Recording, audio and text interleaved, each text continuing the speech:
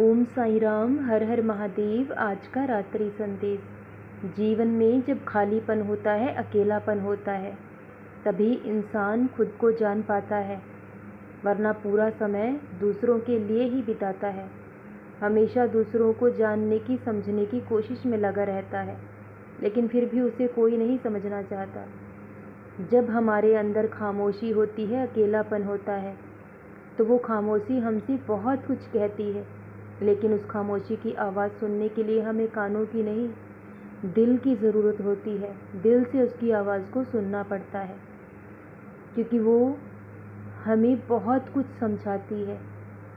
वो हमें इस बात का एहसास दिलाती है कि जितना साथ आप खुद का दे सकते हो, कोई दूसरा आपका साथ नहीं देगा। जितनी चाहे कोशिशें कर लीजिए, आप सबको खुशी नहीं दे पाएंगे। लोग तब तक ही आपके साथ जुड़े हैं जब तक उनका स्वार्थ आपसे जुड़ा है।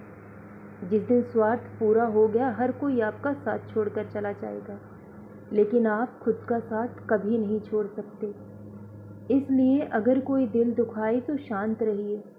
जिन्हें हम जवाब नहीं देते, उसे ईश्वर जवाब ज़रूर देते हैं।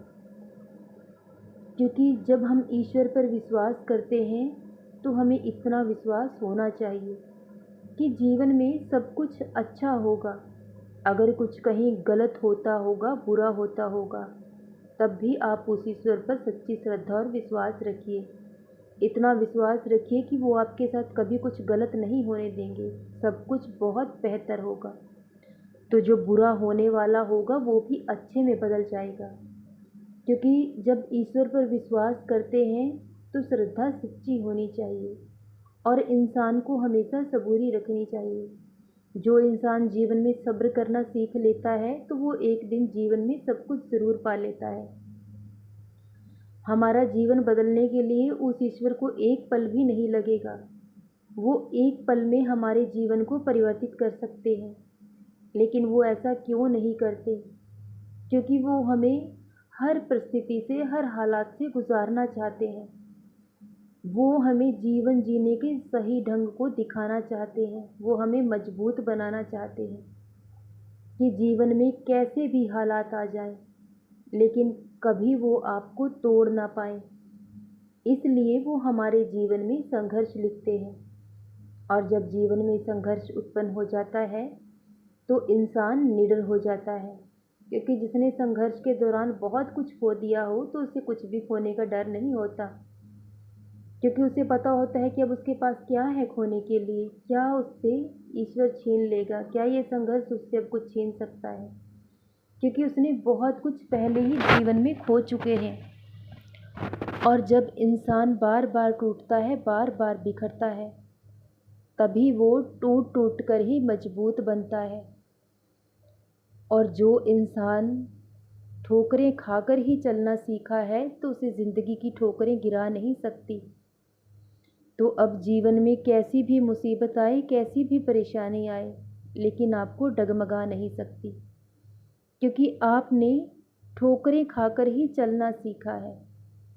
और जो इंसान ठोकरें खाकर जीवन में चलना सीखता है, तो ज़िंदगी की कोई भी ठोकर अब उसे गिरा नहीं सकती।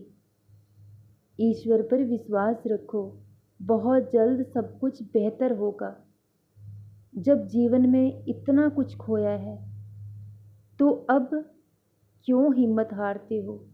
क्यों छोटी छोटी परेशानी से दुखी हो जाते हो और हार मान लेते हो कि बाबा, क्या मेरे जीवन का संघर्ष कभी ख़त्म नहीं होगा? तो संघर्ष भी ख़त्म होगा, सुख भी होगा, खुशी भी होगी। सब कुछ तुम्हारे पास होगा और बहुत जल्द होगा। लेकिन जो ये कुछ समय है, ये बहुत दुखदाई है, जिसे आपको सहन करना होगा। लेकिन अगर आप इस बुरे समय में चिंता करने की बजाय उस ईश्वर का चिंतन करें, तो ये बुरा वक्त कब गुजर जाएगा, आपको इस बात का पता भी नहीं चलेगा। क्या आपके सोचने से, आपके रोने से, आपकी चिंता करने से आपकी मुश्किल, आपकी परेशानी हल हो जाती है? ऐसा कभी नहीं होता।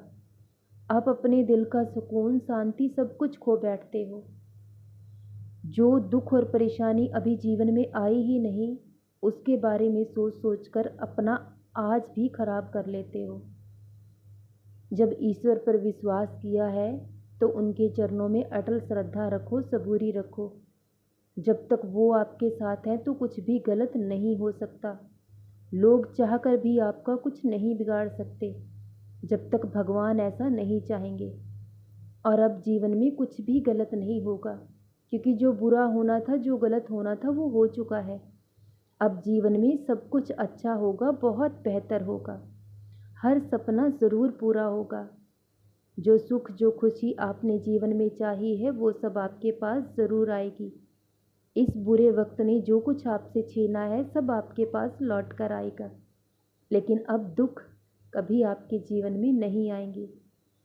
अब आपका जीवन हमेशा सुख और खुशियों से भरा रहेगा, क्योंकि आपके बाबा का आशीर्वाद हमेशा आपके साथ है। अब परीक्षा की घड़ी समाप्त हो चुकी है। अब परिणाम की बारी है। आपकी झोली छोटी पड़ जाएगी। ईश्वर आपको इतनी खुशियाँ देने वाले हैं जो आपकी सोच से भी परे होगी। आप बस उनका नाम जपते रहें। इस चिंता को त्याग दें। सब कुछ उस ईश्वर के चरणों में अर्पण कर दें, तो कल बहुत बेहतर होने वाला है। चिंता की जगह उस ईश्वर का चिंतन कीजिए। देखिए वो आपकी चिंता को कैसे हर लेते हैं। ये वक्त कब गुजर जाएगा, इस बात का पता भी नहीं चलेगा।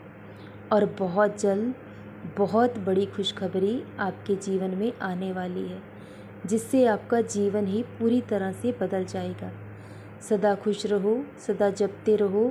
ओम साईं राम, हर हर महादेव। शुभ रात्रि मेरे बच्चों।